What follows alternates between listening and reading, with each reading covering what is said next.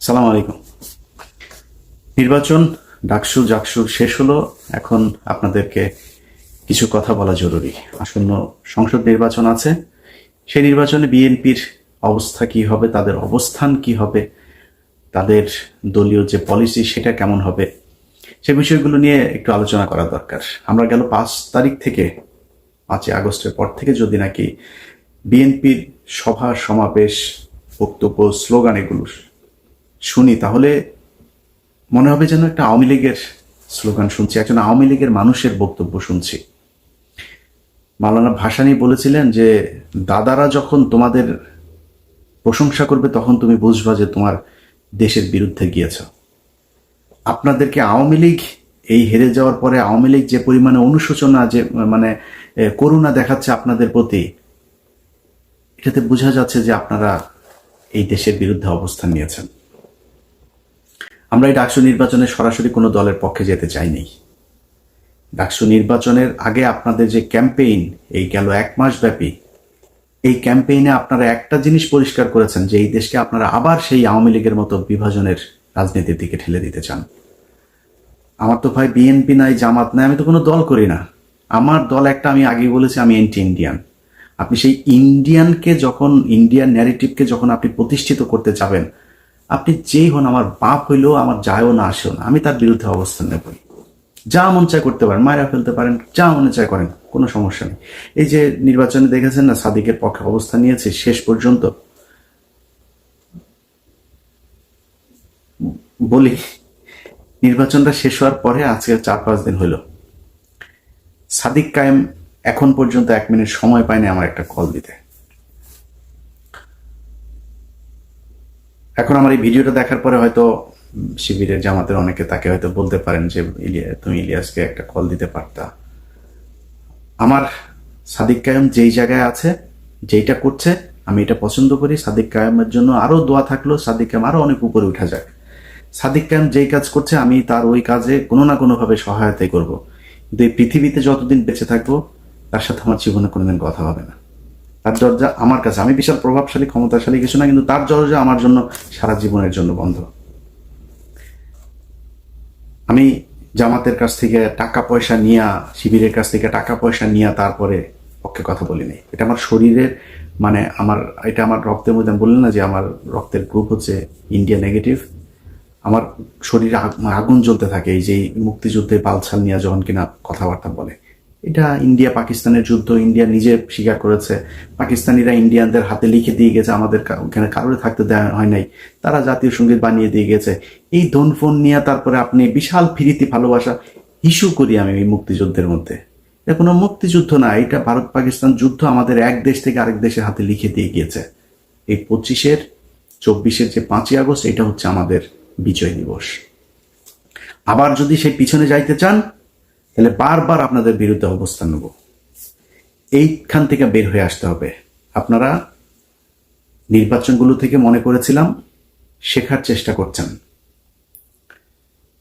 নির্বাচনের পরের আপনাদের বড় বড় নেতাদের কিছু বক্তব্য শুনলাম, শুনে যেটা মনে হলো যে আপনারা সামনের নির্বাচনে, আসন্ন নির্বাচনেও আমাদেরকে ঠেলে দিচ্ছেন জামাতের দিকে।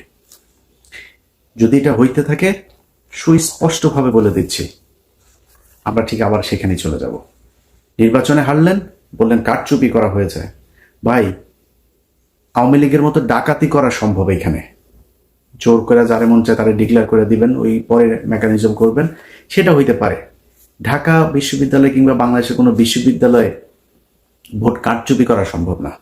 ডাকাতি করে নিয়ে নিতে পারে, রেজাল্ট নিয়ে নিতে পারেন, ভোট মানুষ দিবে, যারটা সেই দিবে, এটা ঠেকানো সম্ভব না। ইভেন আওয়ামী লীগের সময় এটা সম্ভব হয়নি। সবাই ভোট দিয়েছে, পরে যায় তাদের মতো করে একটা রেজাল্ট তারা বলে দিয়েছে।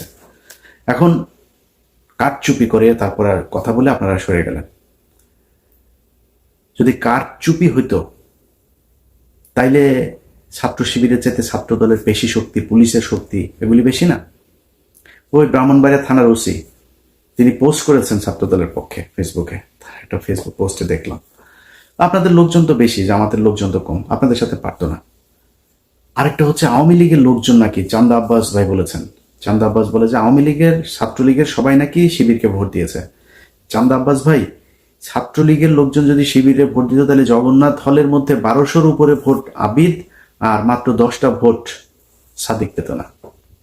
এটা প্রমাণ করে যে এই দাদারা এখনো পর্যন্ত সেই আওয়ামী লীগের দিকেই তাকিয়ে আছে, এবং আওয়ামী লীগ আপনাদেরকে পছন্দ করেছে বলেই তাদের ছাত্র সংগঠন আপনাদেরকে ভোট দিয়েছে। দাদারা এবং ছাত্রলীগের সবার ভোট আপনারা পেয়েছেন।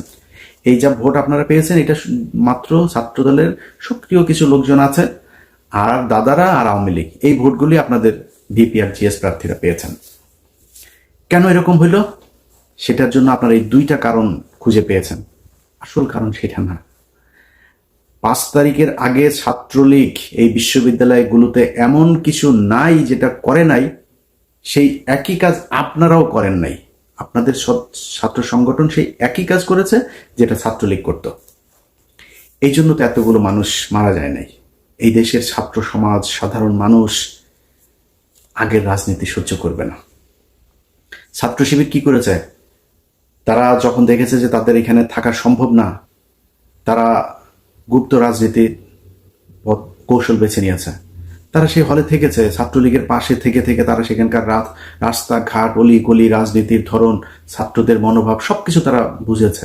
বুঝে তারপরে 5 তারিখের পর তারা ছাত্রদের জন্য বাস, ছাত্রদের জন্য পানির ট্যাপ, ছাত্রদের আবাসনের সুযোগ সুবিধা, ব্যক্তিগত সমস্যা, পারিবারিক সমস্যা কার কি আছে এই সমস্যা সমাধানের চেষ্টা করেছে। বিভিন্ন জায়গায় গুরুত্বপূর্ণ পদে তাদের লোকজনকে বসানোর চেষ্টা করেছে। আপনাদের ছাত্র সংগঠন কি করেছে জানেন? টিএসসির চায়ের দোকান, শাহবাগের ফুলের দোকান, ওইদিকে নিউ মার্কেটের ফুটপাতের দোকানপাট, এগুলো থেকে চান্দা নেওয়ায় ব্যস্ত ছিল। কে কত খাবে সেটা থেকে। আপনাদের এই ছাত্রদেরকে দেখভালের জন্য আপনাদের যাকে দায়িত্ব দিয়েছেন মহামান্য তারেক রহমান সাহেব, তিনি এবং তিনার পুলিশ কর্মকর্তা স্ত্রী মিলে যে লুটপাট করেছে তারেক রহমান, আপনার সেই আগের আরেক গিয়াসউদ্দিন আল মামুন আপনার আশপাশে অনেকগুলো জড়ো হয়ে গিয়েছে। তার রেজাল্ট আপনারা এই ডাকসুতে পেয়েছেন। এখন যদি আপনারা মনে করেন যে না আমরা তো এই ইয়ে করেছে কি বলে কারচুপি আর ইয়ের কারণে আপনারা হেরে গিয়েছেন, এটা যদি মনে করে তারপরে ওইভাবেই যদি সামনের নির্বাচনে যেতে চান তাহলে ভুল করবেন। আপনাদের যে বয়ান এখন আপনারা শুরু করেছেন আওয়ামী লীগের মতো মুক্তিযুদ্ধ কেন্দ্রিক দুই দিকে বিভক্ত করে তারপরে আপনারা ক্ষমতায় চলে আসবেন, ওই ট্যাবলেট বাংলাদেশের মানুষ আর খাবে না। ভারতের বিরোধিতা করে জিতা যায় না, এটা এতদিন ধরে এই যে এক ন্যারেটিভ আপনারা বলতেন না, এই ন্যারেটিভ বাংলাদেশের আর চলবে না। এটা প্রমাণ হয়ে গিয়েছে ডাকসুতে। সরাসরি ভারতের বিরুদ্ধে অবস্থান নিয়ে আমরা বলেই দিয়েছি। পাকিস্তানের প্রার্থী বলেছে আমি সাদিক কায়েমকে, খুব খারাপ লাগে, খুব কষ্ট লাগে। পাকিস্তানি স্বীকার করলো, অনেকে এটা নিয়ে আবার ওনাদের গ্রুপে ওনাদের ভেতরে আবার খুব ই করে কত সাহস, কত কিছু বললো। আমাদের মা বোনেদের 2 লক্ষ মা বোনকে তোর মারে পাকিস্তানিরা লাগিয়েছে রে, তোর মারে ইয়ে টেস্ট আন, তোর কোন কোন মাকে বোনকে কার কার আওয়ামী লীগের কার কার মা বোনরে ধরে নিয়ে তারপরে ই করছে নিয়ে, বাট তারপরে তর্কের খাতিরে ই করি বাঁচার জন্য। এখন আমি যদি বলি যে পাকিস্তানের মিলিটারিরা আমাদের মা বোনদেরকে ধর্ষণ করেছে, ধর্ষণ এই কথা যদি বলি তাহলে তো বাংলাদেশের সব জারজ। আমি তো সেটা এটা বলবো না, আমি এটা বিশ্বাসও করি না, আমি এটা জানিও না। তারপরেও কি বলি? জিতার জন্য বলি। আমার বাবা, আমার দাদা, আমার পূর্বপুরুষ সবাই রাজাকার ছিল। আমার বাবা দাদা চাচারা মিলে তোদের মা বোনদেরকে পাকিস্তানের ক্যাম্পে দিয়ে এসেছে, তোদের মা বোনদেরকে জিনিস প্রোটেকশন ছাড়া তারপর লাগিয়েছে, তোরা পয়দা হওয়া। এটা তো লস আছে, বলেন লস আছে? আমার বাপ রাজাকার থাকলে আমার ঘরে তো পাকিস্তানি আসে নাই। আমার বাপ তো আমার মারে নিয়ে দিয়ে আসবে না, তোর মারে নিয়ে দিয়ে আসে, তোদের মাদেরকে নিয়ে দিয়ে এসছে। লাভজনক যেটা সেটা তো বলবে, লাভ কে না বুঝে। আমি লাভজনক জায়গায় আছি, এই কারণে মাঝে মধ্যে বলি খুব খারাপ লাগে না পাকিস্তানি। আরে বেটা পাকিস্তানি, তুই যে মানুষের যে পাকিস্তানি রাজাকার বলিস, পাকিস্তানে যায় নাই কোনোদিন। পাকিস্তানের রাজাকার যাদের বলিস তারা যায় নাই। তোদের হিন্দুস্তানের রাজাকাররা সব এখন তাকে হিন্দুস্তানে আছে, সব ওইখানে গিয়ে আছে। সমস্যা হইলেই দৌড় দিয়া তোরা ওইখানে যাস সারা জীবন। তোরা হচ্ছে দাদাদের পয়দা। এই দাদারা তোদেরকে বর্ডারের ওই পারে গিয়েছিলি, তারপর ওইখানে যাওয়ার পরে তোদেরকে প্রোডাকশন দিয়ে দিয়েছে, এখনো তোরা সেই রক্তের টান ভুলতে পারিস না। তো এই দাদাদের যেই রক্তের টানে যারা এই দেশে রাজনীতি করে তাদের সংখ্যা কিন্তু কম, খুব কম সংখ্যক লোকজন এই আপনাদেরকে ভোট দিতে পারবে, যাদের ভোট আপনারা নিতে চাচ্ছেন। এর বাইরে কিন্তু আর কারো ভোট পাবেন না। অতএব ওই ন্যারেটিভ থেকে আপনাকে বের হয়ে আসতে হবে। বিএনপি যদি মনে করে যে শুধুমাত্র আমরা আওয়ামী লীগের মতো এই পলিসি খাটায় তারপরে নির্বাচনে গিয়ে পাশ করে আসব, তাহলে বিএনপিকে মাথায় রাখতে হবে তাদের অবস্থা, তাদের ভবিষ্যৎ এই আওয়ামী লীগের যা হয়েছে সেই রকমই হবে। সিদ্ধান্ত আপনাদের, সিম্পল, খুবই সিম্পল ইকুয়েশন।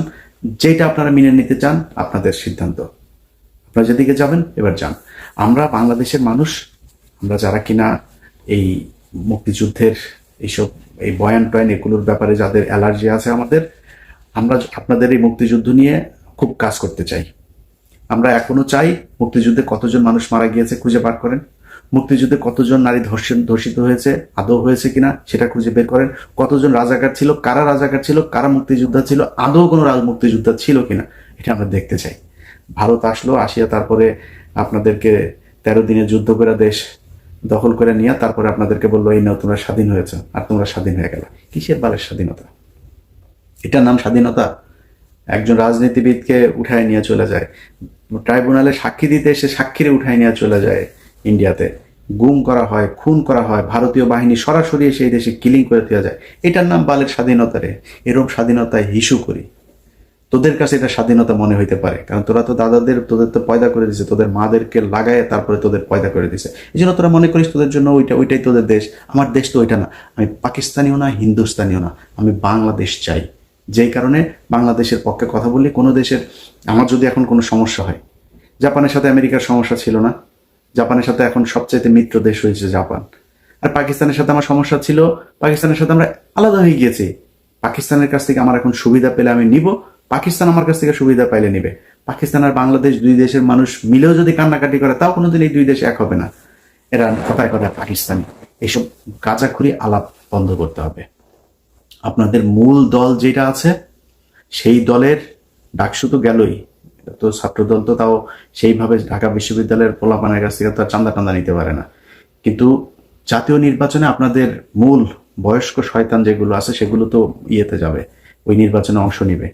তারা সারা বাংলাদেশে এমন এক চাঁদাবাজের রাজত্ব তৈরি করেছে, এগুলো আমরা বললে আপনাদের কাছে খারাপ লাগবে, আমাদেরকে মনে হবে আমরা পাকিস্তানের লোক বলে তারপরে ট্যাগ দেওয়ার চেষ্টা করবেন। বাট এই ডিজাস্টার আসার আগে কথাগুলি একটু মাথায় রাখেন। যারা 2 দিনের এখন বিএনপি দাবি করে চামচামো করে, তারা আপনাদের বিপদের দিনে থাকবে না। আমাদের মুখ থেকে কোনোদিন জিয়াউর রহমান, তারেক রহমান, খালেদা জিয়া, তাদেরকে না খারাপ সময় কোনোদিন খারাপ কথা বের হয়নি, তাদের মুখ থেকে বের হয়েছে। নাকে খত দিয়েছে, খত দিয়ে আওয়ামী লীগে যুক্ত হয়েছে। আবার আমরা যাইনি। আজকে যারা দৌড় দিয়ে গিয়ে চেয়ার নিয়ে বসেছে তারা দেশে যাইতো, আসতো, বিদেশে থেকেও তাদের সমস্যা হয়নি।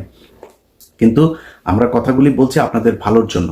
যদি মনে করেন নেয়ার মতো নিয়ে সেভাবে চলেন। যারা এই বুড়া শয়তানগুলো আপনাদের আছে, এগুলি যে সামনে নির্বাচনে যাবে, এলাকায় আপনাদের যে অবস্থা, যে ইমেজ, একটু খোঁজ নিয়ে দেখেন। আপনাদের যে পুলিশ টুলিশ গোয়েন্দা সংস্থা বিভিন্ন জায়গায় বসিয়ে আছেন, এগুলো তো সব আপনাদের নিজের লোক না, তো টাকা পয়সা নিয়ে আপনাদের লোকজনরা বসিয়ে দিয়েছে। এরা আপনাদের সত্যি তথ্যও জানাবে না, গোয়েন্দা তথ্য কি আসলে ওই খবরটা আপনাদেরকে জানাবে না। যাই হোক, অনেক কথা বললাম। মূল কথা হচ্ছে যে বিএনপি ভাই, আমি এই নির্বাচনের পরে আমার এটা বললাম যে জামাতের আমিরের সাথেও কথা হয়েছিল ডাকসু নির্বাচনের পরে, ওইখানে বিএনপির কোনো লোকজন ছিল না। আমি ওনাকে বলেছি যে ভাই, আমার মনে হয় এই মুহূর্তে বিএনপির ক্ষমতায় আসা উচিত। আমি ডাকসুতে আপনাদের পাশে ছিলাম, কিন্তু আমি জাতীয় নির্বাচনে আমি এখনো চাই বিএনপি ক্ষমতায় আসুক। কারণ এই যে একটা যেই সময়টা যাচ্ছে, এই সময়টাতে আন্তর্জাতিক বিশ্ব যেন আমাদেরকে ইসলামী কোনো ট্যাগ দিতে না পারে, এটার জন্য আমাদেরকে ইতে আসা উচিত। বিএনপির ক্ষমতায় আসুক, বিএনপি ভুলভাল করবে 5 বছর পরে, তারপর জামাত ক্ষমতায় আসুক, এই 5 বছরে বাংলাদেশ গুছিয়ে নেবে, এটা আমার বিশ্বাস। যে কারণে তাদের একটু ধৈর্য ধরে আমি বলেছি যে আপনারা, আমি চাই যে বিএনপি কে আসবে সেটা বাংলাদেশের মানুষ ডিসাইড করবে, এটা আমার কিছু না। কিন্তু আমার যদি এখন বিএনপি যদি মনে করে যে আমাদের মতো করে চলবে, তাহলে বিএনপির পক্ষে থাকবো। আর যদি বিএনপি মনে করে সেই আওয়ামী লীগের মতো ইন্ডিয়ার কথা শুনে তারপরে ক্ষমতায় আসবে, ভাই, ইন্ডিয়ার বিরুদ্ধে যায় ক্ষমতায় আসা যায় না, এই কথা এখন আর বাংলাদেশের মানুষ খেলবে না। আপনাদের বিশ্বাস করা উচিত। অতএব আপনারা ফিরে আসেন, ফিরে এসে তারপরে জনগণ যেটা চায় সেটা মেনে নেন, জনগণের মতো করে চলেন, জনগণের ভোট অবশ্যই আপনারা পাবেন। আবারও বলছি, সামনে নির্বাচনে। আসসালামু আলাইকুম প্রিয় দর্শক, আমরা আজকে 4 জন মোট আমি সহ আমরা একটা আলোচনায় বসছি, অত্যন্ত গুরুত্বপূর্ণ এই আলোচনা। আগামীকালকে আপনারা জানেন যে দেশে একটি অরাজকতা সৃষ্টির কর্মসূচি দেওয়া হয়েছে। আমাদের আলোচনাটা খুব কোনো আবেগ কিংবা ধর্মীয় গোঁড়ামি কিংবা অজ্ঞতা দিয়ে বিচার করলে এটা এই দেশের জন্য অত্যন্ত খারাপ একটা পরিস্থিতির দিকে নিয়ে যাবে। আমরা যে বিষয়টা নিয়ে কথা বলতে চাই সেটা হচ্ছে, প্রথমেই আপনাদেরকে বলে রাখি যে জাতিসংঘ আমাদের বাংলাদেশে যে একটা তাদের অফিস খুলতে চাচ্ছেন, সেটা নিয়ে নানান ধরনের গুজব আমাদের দেশে আছে। অনেকে আমাকেও বলেছেন যে এই বিষয়টা নিয়ে আমারও কথা বলা উচিত, আমি এটার পক্ষে নাকি বিপক্ষে। দেখুন, আমি একটু পেছন থেকে শুরু করতে চাই। ধরেন, এদেশে ব্রিটিশ আন্দোলন হয়েছে, ব্রিটিশ বিরোধীদের আন্দোলন হয়েছে। সে ব্রিটিশ যাওয়ার পর থেকে আমাদের এই ভারত উপমহাদেশে আজ পর্যন্ত শান্তি আসে নাই।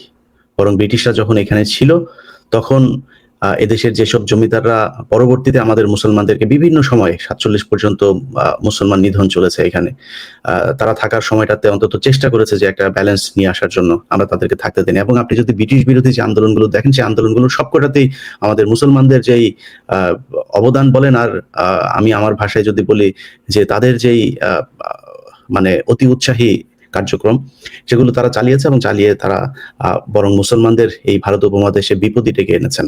এরপর থেকে যা হচ্ছে সেটা আপনারা জানেন। তারপর ৭১ হয়েছে, সেটা নিয়ে আলাপ নাই করলাম।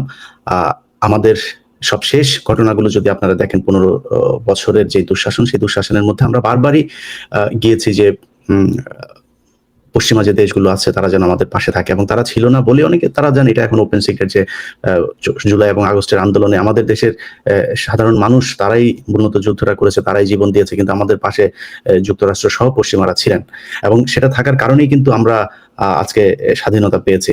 এখন যদি নাকি সেই ব্রিটিশ থেকে শুরু করে 24 পর্যন্ত পুরো আন্দোলনের বিষয়টা দেখেন, আমরা সবসময় পশ্চিমাদের বিরুদ্ধে কথা বলেছি।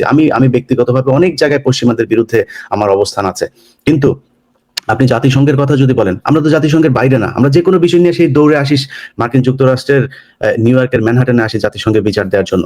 তারা যদি নিজস্ব কোনো প্রতিষ্ঠান যদি সেখানে থাকে আমাদের ঘরের কাছে, যাদের কাছে আমরা এর বিচার দিতে পারবো, বিচার চাইতে পারবো, তাহলে সমস্যা কোথায়? আমি গত 2 দিন আগে একজন আলেমের সাথে আমার একটা কথা হচ্ছিল। তিনি আমাকে, আমার বেশ শেষ দিকে তাকে আমি প্রচন্ড পছন্দ করি এবং সারা জীবনই তাকে রেসপেক্ট করবো। শেষ দিকে কথা হচ্ছিল যে তারা পশ্চিমাদের ইকোনমি পড়তে চায় না। তো আমি বললাম, কোন দেশের ইকোনমি পড়বেন তাহলে আপনি? ইকোনমি তাহলে কোত্থেকে আসবে? পশ্চিমারা আমাদের ইবনে সিনার থিওরি নেয় নাই, পশ্চিমারা আমরা আমাদের আল নাসেরের ই নেই। আজকের যে আধুনিক টেলিস্কোপ, এটা আমার মুসলমান তৈরি করা, তো তারা তো সেটা নিয়েছে। তারা তো বলে না, আমাদের ওটা দরকার নেই, আমরা নতুন করে করবো। আপনি ওইটার চাইতে অন্যরকম কিছু তৈরি করেন। আপনি যখন আইফোন ইউজ করেন তখন তো বলেন না যে আমরা পশ্চিমাদের আইফোন ইউজ করবো না। যখন ফেসবুকটা দেখেন তখন তো বলেন না যে আমরা পশ্চিমাদের ফেসবুকটা দেখবো না। সো আমি চাই, চীন যেমন পুরো নিজের সবকিছু, চীন গুগল ইউজ করে না, ফেসবুক ইউজ করে না। সো আমরা আমাদের মধ্যে, আপনি ব্যবহার করেন, আপনি তৈরি করেন, করে তারপরে বলেন যে ইয়েস আমরা এখন স্বয়ংসম্পূর্ণ, আমাদের আর কারোর সাহায্য দরকার নেই। প্রতিটা মাদ্রাসা চলছে ঘুষখোর, সুদখোর, সবার টাকা দিয়ে। কোনোদিন জিজ্ঞেস করেন নাকি যে ভাই আমাদের এই টাকাটা যে আপনি দিচ্ছেন হালাল নাকি হারাম? সেটা তো জিজ্ঞেস করেন না। পশ্চিমারা যখন সাহায্য দেয় সেটা তো নেন, এনজিওর সাহায্য দিলে তখন তো নেন। সবকিছুই চলছে, সব জায়গায় আমাদের সবকিছুই ঠিক আছে। শুধু একটা জায়গায় এসে আপনারা ধর্মীয় কিছু গোঁড়ামি প্রতিষ্ঠা করার চেষ্টা করেন, সেটা দিয়ে আমাদের দেশের সবসময় সমস্যাগুলো তৈরি হয়। তো আমাদের বাস্তবতার সাথে তাল মিলিয়ে চলতে হবে। আমি চাই এই দেশের যারা আলেম আছেন তারা তাদের নিজস্ব জ্ঞান দিয়েই আসলে আমরা যাতে পৃথিবীতে চলতে পারি, পৃথিবীর বিভিন্ন দেশের সাথে আমরা যাতে আমাদের কোনো প্রয়োজনে যাতে তাদের বিরুদ্ধে আমরা অবস্থান নিতে পারি, সেরকম সক্ষমতা আমাদের দেশে তৈরি হোক। আগামীকালকে আলেমদের একটা সমাবেশ আছে। তারা আমি আমার নিজের তথ্য আমি বলছি, এই আলেমদের ভিতরে কিছু মানুষ তারা ডিজিএফআই টাকা পয়সা নিয়ে তারপরে তারা এখানে এটা করছেন দেশের ভিতরে একটা বিশৃঙ্খলা তৈরি করার জন্য। এবং ডিজিএফআই সহ সেনাবাহিনী তাদের মূল উদ্দেশ্য হচ্ছে এইটা করার কারণ হচ্ছে যে তারা চায় না যে জাতিসংঘ এখানে সরাসরি ইন্টারফেয়ার করুক। জাতিসংঘ যদি এটা করে তাহলে তাদের যেই এই 15 বছরে যে গুম খুনের সাথে জড়িত ছিল এই সেনা অফিসাররা একটাও বাঁচতে পারবেন না। এবং তারা কোনো রকম বিএনপিকে ক্ষমতায় নিয়ে এসে তারপরে বিভিন্ন রাজনৈতিক দলের সাথে মিলেমিশে একটা গোজামিল দিয়ে বিচার করে এটা দায় সারা কাজ করে চলে যাবেন। সো আমরা চাই এটার সুষ্ঠু বিচার হোক। আর যে বিষয়টা বললাম যে আপনারা যদি আমার এই বক্তব্য শোনার পরে কেউ মনে করেন যে আমি আমেরিকার দালাল কিংবা কোনো দেশের দালাল, সেটা আপনার একান্ত ব্যাপার। আমি আমার সব কথা আমি আপনার মতো করে বলবো না, আমার নিজস্ব কিছু কথাবার্তা আছে, আমি সেটা প্রতিষ্ঠা করার জন্যই এখানে কথা বলি। সো আপনাদের কাছে অনুরোধ থাকবে, বিবেক দিয়ে এটা চিন্তা করতে হবে যে আসলে কি হচ্ছে আপনার দেশের বিরুদ্ধে। আমার এই দেশের শত্রু আমেরিকা না, আমার দেশের শত্রু ভারত। অতএব ভারতকে মোকাবেলা করতে হলে আমার বিদেশি কোনো রাষ্ট্রের সহায়তা যদি নিতে হয় সেটা আমাদেরকে নিতে হবে। এবং তাদেরকে কারা তাড়াতে চায়, আপনাদেরকে শুধু একটা সিম্পল কথা বলে আমি আমার মূল আলোচনায় চলে যাই। আপনি বাংলাদেশের ইস্যুতে, বাংলাদেশের স্বাধীনতার ইস্যুতে প্রথম আলো কি বলে সেটা খেয়াল করবেন। প্রথম আলো যেটা বলবে আপনি সেটার বিরুদ্ধে অবস্থান নেবেন, ব্যাস এই দেশের আর কোনো সমস্যা থাকবে না। এটা আগেও বলেছি, এখনো বলছি, আমরা যেদিন থাকবো না এই দেশে সেই দিনও আমাদের এই কথাগুলো আপনাদের নিশ্চয়ই বারবার মনে হবে। সো এমন কোনো ভুল করা যাবে না যেন ওই দিন অনুশোচনা করতে হয়। তো আমরা মূল আলোচনায় চলে যাচ্ছি। আমি সাধারণত আমার টকশোতে অত দীর্ঘ আলোচনা আমি নিজে করি না। আজকে একটু শুরুটা আমাদের ঠিক টকশোর আগেই আমরা এই বিষয়গুলো নিয়ে কথা হচ্ছিল, যে কারণে আমাদের আলোচনার বিষয়বস্তুটাও একটু ভিন্নতা পাবে। আমি যে শিরোনাম দিয়েছি সীমান্ত নিয়ে গভীর ষড়যন্ত্রের ফাঁদ, সেটা নিয়ে আলোচনা হবে, এবং আগামীকালের যে অনুষ্ঠান এবং জাতিসংঘের যেই মানবাধিকার অফিস আমাদের বাংলাদেশে করতে যাচ্ছে সেটা নিয়েও কথা বলবো। তো আমরা প্রথমেই যথারীতি আমাদের মোহাম্মদ হাসান নাসের স্যার, আপনার কাছ থেকে শুরু করি। কি হচ্ছে, সামনে কি হতে যাচ্ছে একটু বলুন। এই ষড়যন্ত্রটা তো আস্তে আস্তে গভীরের দিকে যাচ্ছে, আমরা যেটা দেখছি। মানে জুলাইয়ের 5ই আগস্টের পর থেকে জুলাই আন্দোলনকে সফল করার অনেক চেষ্টা করা সত্ত্বেও যে পরিবর্তন আমরা আশা করেছিলাম সেটা তো সম্ভব হয় নাই। এবং সেই পর মুহূর্তেই যারা স্বৈরাচার গোষ্ঠী, যারা দেশের ভিতরে আছে, বিভিন্ন অবস্থানে রয়েছে, তারা কিন্তু কিছুদিন হলেও একটু চুপ করেছিল। কিন্তু আমরা গত মাসখানেক দেখছি, বিশেষ করে 1 জুলাইয়ের পর থেকে সমস্ত বাহিনী যেন একসাথে আবার ফেরত এসে তাদের পূর্বের কার্যক্রমে ফেরত আসার চেষ্টা করছে। এবং সেটার মধ্যে সব থেকে বেশি শক্তিশালী হিসেবে ফেরত আসছে সেনা বা সশস্ত্র বাহিনীর গোয়েন্দা সংস্থাগুলো।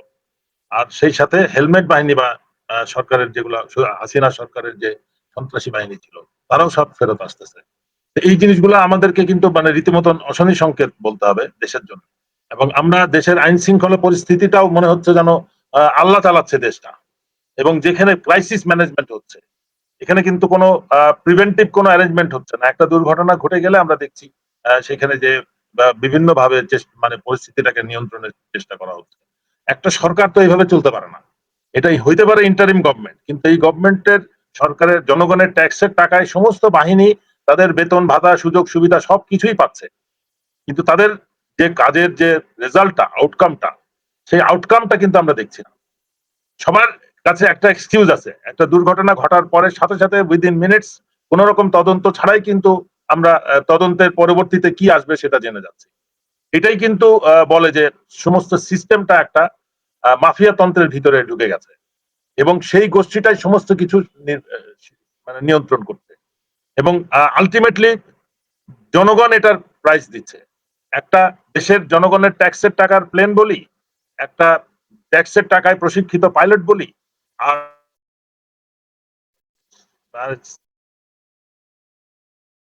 কেবল শুরুটা করেছে, কেবল শিক্ষা জীবন শুরু করেছে। টাকা দিয়ে কি আমরা মা বাবাকে কিছু কম্পেনসেশন দিয়ে কি এটা আমরা পূরণ করতে পারবো? কিন্তু এই ঘটনা আবার যে ঘটবে না, সেটা কিন্তু কোন রকম প্রস্তুতি আমরা দেখছি না। সশস্ত্র বাহিনীর সৈনিকরা কিন্তু অনেক ভালো কাজ করছে, উদ্ধার কার্য বলেই। আমার কথা হচ্ছে সেটার আগে প্রিভেনশনের ব্যবস্থাটা আমরা করেছিলাম কিনা, সেটা হয় নাই। সশস্ত্র বাহিনী তাদের এখন অভিযোগ হচ্ছে যে তাদের সম্পর্কে কিছু বলা যাবে না। আমরা কিন্তু সশস্ত্র বাহিনীর সম্পর্কে কিছু বলি না। সশস্ত্র বাহিনীর 99.9% সিস্টেম এবং গর্ব করার মতো সমস্ত সৈনিক এবং অফিসার সব বৃন্দ, কিন্তু একটা সংখ্যা যারা এখন টপ অফ দি এশেলন আছে, যাদের নিয়ন্ত্রণে রয়েছে বাকি বাহিনী, জিম্মি বলা যেতে পারে, এবং তারা কিন্তু তাদের দুর্বলতা ঢাকার জন্য, তাদের অপরাধ কার্যক্রম ঢাকার জন্য বিভিন্ন রকম পন্থা অবলম্বন করতেছে, এবং সেটা খুব নিকৃষ্টতম পন্থা। এবং সেটা তাদের পারিবারিক পরিচয়, তাদের ব্যাকগ্রাউন্ড, এগুলো শো করে যে বাংলাদেশের কি দুর্ভাগ্য যে আমরা সশস্ত্র বাহিনীতে গোয়েন্দা সংস্থায় নেতৃত্বে এমন কিছু অফিসারকে নিয়ে এসেছি যাদের পারিবারিক ব্যাকগ্রাউন্ড নিয়ে এখন প্রশ্ন উঠছে। যে আমি যদি আপনার মা বোনকে নিয়ে প্রশ্ন তুলতে পারি, আমার কি, আমি কখনো মনে করছি না যে আমার বাড়িতেও আমার মা বোন, আমার স্ত্রী, আমার মেয়ে সন্তান আছে। এই জিনিসটা কেউ রিয়েলাইজ করছে না, এবং খুব নিকৃষ্ট ভাবে তারা পার্সোনালি অ্যাটাক করতেছে। কারো সম্মান বোধে তারা কোনো প্রশ্ন তুলছে না, মানে কেয়ার করছে না যে আমি কার কতটুকু সম্মান দিতে চাই। আমার প্রশ্ন যে কারোর বিরুদ্ধে যদি আমার কোনো অভিযোগ থাকে, প্রমাণ সহ, আমি বলতেছি কারোর বিরুদ্ধে আমি ভুল বলতেছি, তুমি আমাকে চ্যালেঞ্জ করো, আমাকে কোর্টে নিয়ে যাও, কিন্তু আমার নামে ফটোকার্ড বানিয়ে তো তুমি আমাকে থামাইতে পারবা না। আমার নামে প্রকৃত প্রমাণ থাকলে তোমার সমস্ত এজেন্সি তোমার কন্ট্রোলে, তুমি আদালতে বললে বিচার বন্ধ হয়ে যায়, তুমি পুলিশে বললে পুলিশ কোনো কাজ করা বন্ধ করে দেয়। কিন্তু একটা লেফটেন্যান্ট ইফতেখারের সাজানো একটা নাটক, আপনি যদি কর্নেল মুস্তাফিজের ভিডিওটা দেখে থাকেন, সে একটা পুরনো কম্পিউটার কিনতে গেছিল, সেইটাকে কিভাবে নাটক করে সমস্ত মিডিয়াতে, টেলিভিশনে, নিউজ পেপারে প্রকাশ করে একটা খুন করে মানে দুর্নীতি করে 1000 কোটি দুর্নীতি করে তাদের আমরা জেলে নিতে পারি নাই, কিন্তু একটা পুরোনো কম্পিউটার কিনতে গেছে সে, যে বাসার থেকে 1 কিলোমিটার দূরে মিলিটারি চেকপোস্টের সামনে তাকে ডাকাত বলে ধরে তাকে রিমান্ডে নেওয়া হয়েছে 7 দিন, 10 দিন চা হয়েছে, 10 দিন 7 দিন, এবং সেটা সমস্ত মিডিয়াতে প্রচার করা হয়েছে। আমরা বাকি এই গুম খুনের এদেরকে দেখছি না কেন টেলিভিশনে, নিউজ পেপারে? এদের চাহিদা কেন হচ্ছে না? এদের ব্যাপারে জনগণকে জেগে উঠতে হবে। বাহিনী কিন্তু তাদের ক্রিমিনালদেরকে হস্তান্তর করবে না, একজন আরেকজনকে প্রোটেকশন দিচ্ছে। আমরা এখন এমন পর্যায়ে চলে গেছি এবং আমাদেরকে প্রতিদিন এটা বলতে হবে। আগে আমরা শিখে এসেছি যে হিটলারের একটা ইয়ে ছিল, গোয়েবলস ছিল, সে মিথ্যাকে 10 বার বলে এটাকে সত্য প্রমাণ করার চেষ্টা করতো। এখন আমাদের সত্যকে প্রতিষ্ঠা করার জন্য প্রতিদিন 10 বার করে 100 বার করে বলতে হবে এবং সবাইকে বলতে হবে যে এই বিডিআর এর হত্যাকারীদের জেলে নাও, আটক করো, বিচার করো, গুম খুন যারা করছে এদেরকে ধরো, বিচার করো, অমক অমক অমক এদেরকে ধরো। আজকেও আমরা দেখলাম একজনের বিমান বাহিনী প্রধানের বিদেশ যাত্রা নিষেধাজ্ঞা পরিবার সহ। এই মস্করার কি মানে আমি বুঝলাম না, যে বহুদিন আগে এসে পরিবার সহ বিদেশে বসবাস করতেছে। There has to be some মানে limit to all this mockery. এই সমস্ত অর্গানাইজেশন তদন্ত করতেছে, তদন্তের এক পর্যায়ে ইন্ডিভিজুয়ালকে মেসেজ দিচ্ছে যে আমরা এমন পর্যায়ে চলে গেছি যে আপনাকে অ্যারেস্ট করতে হবে, আপনি তাড়াতাড়ি দেশ ছাড়েন, এবং তার সমস্ত ব্যাংক অ্যাকাউন্ট খালি করে দেশ ছেড়ে চলে যাচ্ছে। তারপরে নিষেধাজ্ঞা, তার বিদেশ গমনের নিষেধাজ্ঞা, তার পাসপোর্ট বাতিল, এই সমস্ত নাটক চলতেছে। পুরা বাহিনী এবং সিস্টেম, দেশ সবকিছু একটা মাফিয়া তন্ত্রের এবং ইনক্লুডিং বিচার ব্যবস্থা মাফিয়া তন্ত্রের ভিতরে চলে গেছে। এইগুলোর থেকে বেরিয়ে না আসলে কিন্তু আমাদের এই দুর্ভোগটা শেষ হবে না। এই কয়দিন পর পর আম জনতা জীবন দিবে, আম জনতা আহত হবে, পঙ্গু হবে, এটার কোনো চিকিৎসা হবে না, তাদের কোনো ভবিষ্যৎ কোনো থাকবে না। তো সুতরাং আমাদের এই আন্দোলন যেটা জুলাই মাসে শুরু হয়েছিল সেটাকে আবার কমপ্লিট করতে হবে এবং সুষ্ঠুভাবে নিয়ন্ত্রিত ভাবে, এটাকে ইল ডিসিপ্লিন হইতে দেওয়া যাবে না। কিন্তু এবং আমার কষ্ট হচ্ছে যে দেশকে সুষ্ঠুভাবে পরিচালনার জন্য সশস্ত্র বাহিনী একটা দৃঢ় অবস্থান গ্রহণ করে, সৎ এবং দেশপ্রেমিক অবস্থান গ্রহণ করে, সেই সশস্ত্র বাহিনীর নেতৃত্বরা এখন চরম দুর্নীতিবাজ এবং মানে অতি নিকৃষ্ট মানের পারিবারিক ব্যাকগ্রাউন্ড তারা শো করতেছে, এবং তারা মনে করতেছে যে এইভাবে তারা একজনকে সত্যি কথা বলা থেকে বন্ধ করবে। কিন্তু তারা আমাদের দুর্ভাগ্য যে এরা কেউ আমার সাথে চাকরি করে নাই, তাহলে এই দুঃসাহসটা দেখাইতো না। তারা জানতো যে আমি কোনখানে যেয়ে থামবো। আমাকে যে এইভাবে তারা কিভাবে করতে পারবে, আমাকে অ্যাটাক করা ছাড়া আর কোনো কিছু আমাকে থামাইতে পারবে না। যতভাবে চেষ্টা করে করুক, যতভাবে আমাকে অপমানিত করার চেষ্টা করুক, দেশবাসী আমার সাথে যারা চাকরি করেছে, আমার সাথে যারা বসবাস করে, তারা আমাকে খুব ভালো জানে। ওই ফটো কার্ড দিয়ে আমার চরিত্র হনন, একবার সিআইএ, একবার র, একবার আইএসআই, একবার আরএসএ, মানে ওই রোহিঙ্গা, এই সমস্ত আমার সশস্ত্র বাহিনীর সদস্য আমার বাড়িতে ডিওএইচএসই হবে। আমি কেন বনানী থাকি এটা সবার জানার কথা, সবার কারণে আমি সশস্ত্র বাহিনীর অসহযোগিতা এবং ডিজিএফআই এর হস্তক্ষেপের কারণে আমি আমার ডিওএইচএস এর বাড়িতে উঠতে পারছি না, এবং তাদের সাথে কাজ করে আয়নাঘরের ইন্টারোগেটর ভাড়া খাটতো যারা, তার নিয়ন্ত্রণে আমার বাড়ি রয়েছে, এবং তাকে সমস্ত রকম সেনা সদর থেকে শুরু করে সমস্ত এজেন্সি তাকে সাপোর্ট দিচ্ছে, এবং তাকে জেলে না আনা পর্যন্ত আমি বাড়িতে উঠবো না ঠিক করছি। ধন্যবাদ। হাসিনুর স্যার, কি কি ষড়যন্ত্র হচ্ছে দেশ নিয়ে? আগামীকালকে জাতিসংঘের যেই মানবাধিকার কমিশনের যেই স্থায়ী অফিস আমাদের দেশে করার কথা চলছে, দীর্ঘদিন ধরেই কথা হচ্ছে এটা নিয়ে কি কি খবর আপনার কাছে আছে স্যার?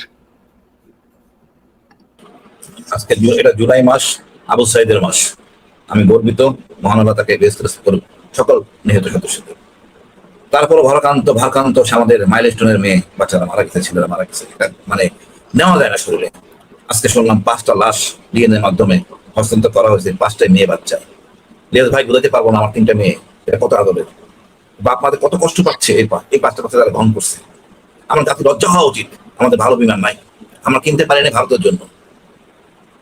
আমি খুব লজ্জা লাগে, আমি স্বাধীন দেশ বলতে লজ্জা লাগে। আমার দেশটা আমি পরাধীন হয়ে গেছে, আরো পরাধীন হচ্ছে। আমাদের হুজুররা, ধর্মীয় নেতারা, আমি জানি না এত বোকা হয় কেন। তার নিজ চোখে দেখছে হরকতুল জেহাদ, জীবন মরণ দিয়ে ডিজিএফআই সাথে কাজ করছে। সত্য কথা, বিএনপি সময় আমি হরকতুল জেহাদের ডিভিশন কমান্ডের মালানা ইয়েকে গ্রেপ্তার করছি। জেনারেল রুমিং পদের ঠাকুরকে রিং করে আমার সামনে বলছে আমাদের সোর্স হাসিনকে বলো কাজে লাগাইতে। আমি প্রকাশের নাম বলে দিলাম। এরা কাজ করতে কিন্তু দেখেন, যখনই আওয়ামী লীগ সরকার আসলো সবগুলো ধরে জেলে পাঠানো হলো, এখন পর্যন্ত মুক্তি পায়নি। শেখ ফরিদ সালাম সাহেব মারা গেছে, এআইএ মারা গেছে। লজ্জা, দেশের জন্য কাজ করতে দেয় তারা। আজকে আমাদের জঙ্গি বলা হয়, আমাদের রাষ্ট্র জঙ্গি ছিল না তো। জঙ্গি কে বানাইছে? জঙ্গি আমাদেরকে আমেরিকা বানাইছে আফগান যুদ্ধে। তারাই আমার কখন সাবাসী দিছে রাশিয়ার সাথে যুদ্ধ করো, যাদের সাথে লাগছে তখন তারা আমাদেরকে জঙ্গি বানাইছে। সেই জঙ্গি তো আমরা এখনো খেলতেছি। শেখ হাসিনা দেশটা 17 বছর জঙ্গি রাষ্ট্রে পরিচালনা করছে, বলছে জঙ্গি রাষ্ট্র, তাকেই দরকার। সো যেখানে সেখানে একটা পিউরিটিক্যাল একটা সময় ব্যবধানে জঙ্গি নাটক করে, আমি আপত্তি জানাই এই জঙ্গি নাটকগুলি উন্মোচন করে, এতে খুঁজে দেখেন আসলে কি জঙ্গি ছিল।